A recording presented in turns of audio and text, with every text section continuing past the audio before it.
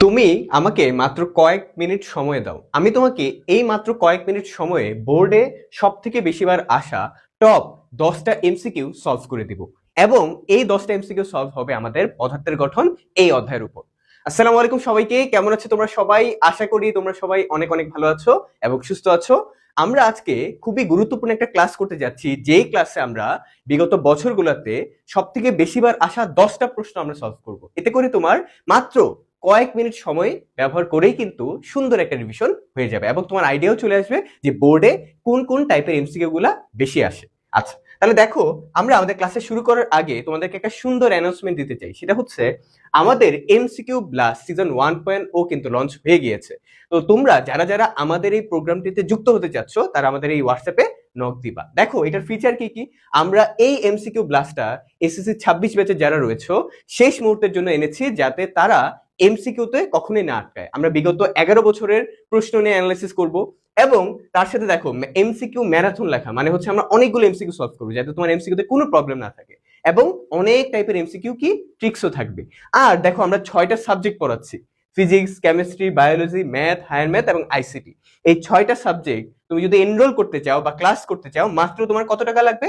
250 টাকা, মাত্র 250 টাকা। আমরা ফিটা কম রেখেছি এজন্য যাতে তোমরা সবাই এনরোল করতে পারো এবং তোমাদের সবাই এফোর্ড করতে পারো। ওকে, তাহলে আর দেরি করো না, আমাদের ক্লাস কিন্তু খুবই শীঘ্রই শুরু হবে। 25 ফেব্রুয়ারি থেকে শুরু হচ্ছে ক্লাস।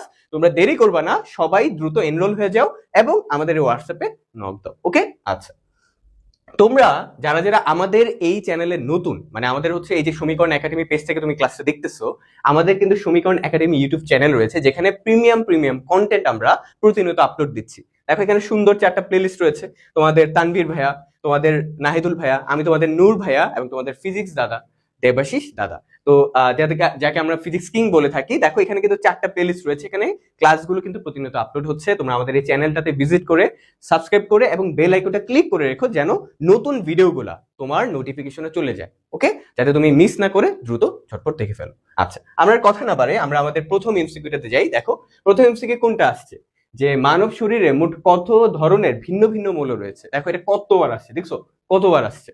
তো মানব শরীরে মোট কত ধরনের ভিন্ন ভিন্ন মৌল রয়েছে। এখন ভিন্ন ভিন্ন মৌল আমরা জানি আমাদের পর্যায় সারণীতে টোটাল মৌল আছে কয়টা? 118টা। এই 118টার মধ্যে 26টা ভিন্ন ভিন্ন মৌল আমাদের বডিতে রয়েছে। ঠিক আছে, তাহলে এটা কিন্তু একটা থিওরিটিক্যাল প্রশ্ন। ঠিক আছে, তো এটা কিন্তু আমাদের একটু মাথায় রাখতে হবে যে আমাদের মানব শরীরে মোট কতটি ভিন্ন ভিন্ন মৌল রয়েছে। টোটাল কয়টা বলো তো? 26টা। তাহলে এখানে আমরা লিখে দেই 26। এই যে এটা হবে আমাদের আনসার। ওকে, যারা জানতা না জেনে নিলা। আচ্ছা, আমরা পরে এমসিকিউতে যাই। 1 নম্বর এমসিকিউ আমাদের ডান। এরপরে টাংস্টেনের ল্যাটিন নাম কোনটা। দেখো কোন কোন মৌলগুলা ল্যাটিন নাম রয়েছে, এটা কিন্তু পরীক্ষার জন্য খুবই ইম্পর্টেন্ট। তো এইখান থেকে একটা না একটা এমসিকিউ আসে, যেমন এই টাংস্টেনেরটাই আসে অনেকবার। আর বাকিগুলাও কিন্তু যেমন হচ্ছে তোমার সোডিয়াম বলো, পটাশিয়াম বলো, এগুলো কিন্তু ল্যাটিন থেকেই আসছে। তো এগুলো ল্যাটিন নামগুলোও কিন্তু পরীক্ষায় আসে, তো তুমি এগুলো অবশ্যই একটু পড়ে যাবা। তো যেমন টাংস্টেন এর সংকেত আমরা জানি ডাব্লিউ, তাই না? টাংস্টেনকে আমরা প্রকাশ করি ডাব্লিউ দ্বারা। তাহলে দেখো টাংস্টেনটা কিন্তু ইংলিশ নাম, এটাকে প্রকাশ করতেছে ডাব্লিউ দ্বারা, তার মানে এটা একটা ল্যাটিন নাম আছে। ল্যাটিন নামটা কি? ওলফ্রাম।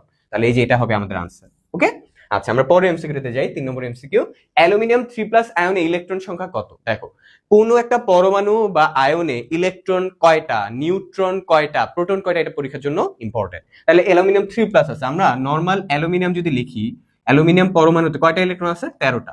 তাহলে যদি 3টা ইলেকট্রন ছেড়ে দেয় তাহলে এখন কয়টা আছে বলো? 10টা ইলেকট্রন। তাহলে এখানে হবে অ্যালুমিনিয়াম 3+। পজিটিভ আয়ন মানে কি? ইলেকট্রন ছেড়ে দেওয়া। ভাইয়া বলছিলাম না যে ত্যাগ করা বা দান করা ভালো কাজ।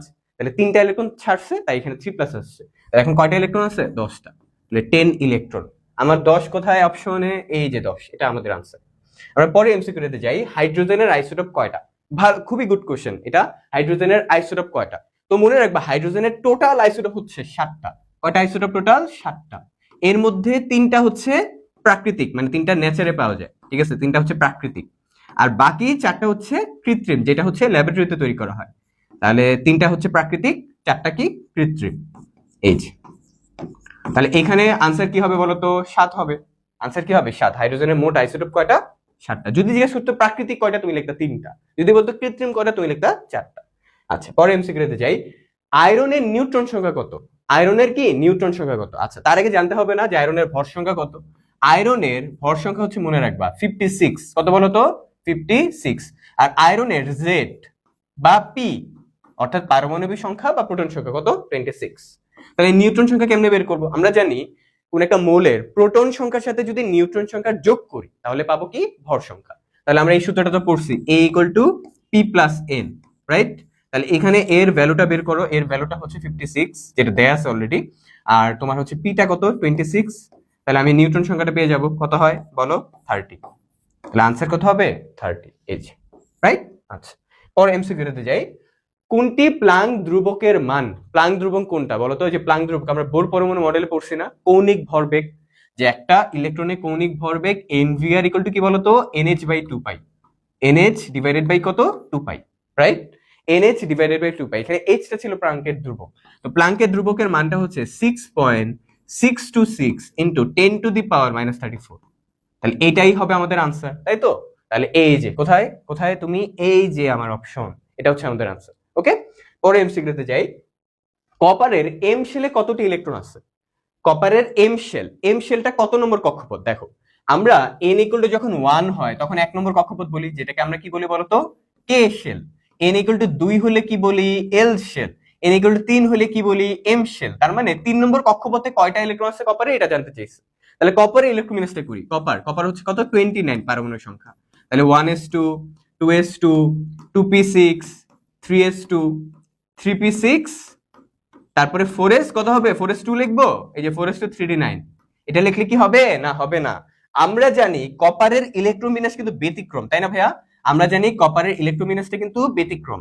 তাহলে 4s2 এর জায়গায় কি লিখবো 4s1, আর এখানে কি লিখবো 3d10, এই যে 3d10। তাহলে এখানে 3 নম্বর শক্তি স্তরে কয়টা ইলেকট্রন দেখো, 2 6 8 আর 10 18, 2 6 8 আর 10 কত 18, তাহলে 18টা ইলেকট্রন থাকলো। এম শেল মানে কি 3 নম্বর শক্তি স্তর, তাহলে আনসার কত হবে 18। টিক দাও 18, শেষ। ওকে, আচ্ছা আমরা পরেরটাতে যাই।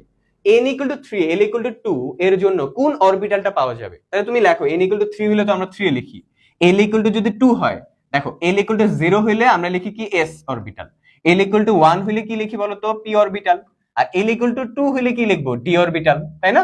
তাহলে এখানে l = 2 আছে, তাহলে 3d হবে। তাহলে আমরা পাবো হচ্ছে 3d, এই যে 3d হচ্ছে আনসার। বুঝে গেছে? আচ্ছা, এরপরে ক্যালসিয়াম ফসফেট যৌগের অণুতে মোট কতটি পরমাণু বিদ্যমান? ক্যালসিয়াম ফসফেট, এখন এই ক্যালসিয়াম ফসফেটটা কিভাবে তৈরি করা হয় সেটা তো শিখতে হবে। প্রথমে ক্যালসিয়াম লেখো, এরপরে ফসফেটের সংকেত কি PO4।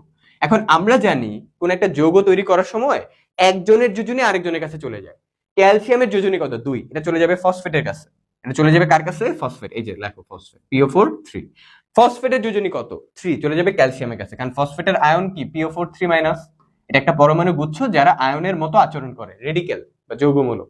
তো এখানে কয়টা পরমাণু হিসাব করি, ক্যালসিয়াম আছে 3টা, ফসফরাস আছে 2টা, আর অক্সিজেন কয়টা আছে 4 দোকানে 8টা, তাহলে 8 আর 2 10 আর 3 13, এই যে, তাহলে এখানে লেখো 13টা। ডান?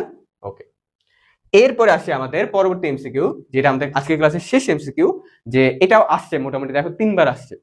টেকনিশিয়াম, এটা হচ্ছে একটা তেজস্ক্রিয় আইসোটোপ, এটা লাইফ টাইম কত ঘন্টা? তো মনে রাখবা এটা হচ্ছে লাইফ টাইম হচ্ছে 6 ঘন্টা। 6 ঘন্টা পর পর কি করে নতুন আবার হচ্ছে এটা লাইফ টাইম শুরু হয়, ঠিক আছে? 6 ঘন্টা পর আবার টেকনিশিয়াম 99, আবার 6 ঘন্টা পর আবার টেকনিশিয়াম 99, এই তেজস্ক্রিয় আইসোটোপটা ইউজ করা হয়। তাহলে এটা লাইফ টাইম কত ঘন্টা? 6 ঘন্টা। এটা একটু আমাদের মাথায় রাখতে হবে। ওকে, তাহলে এই ছিল হচ্ছে আমাদের আজকের ছোট্ট একটা ক্লাস।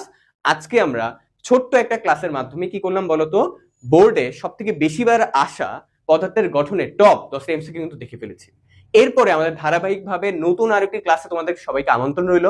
ততক্ষণ পর্যন্ত সবাই ভালো থেকো, সুস্থ থেকো। আল্লাহ হাফেজ, আসসালামু আলাইকুম।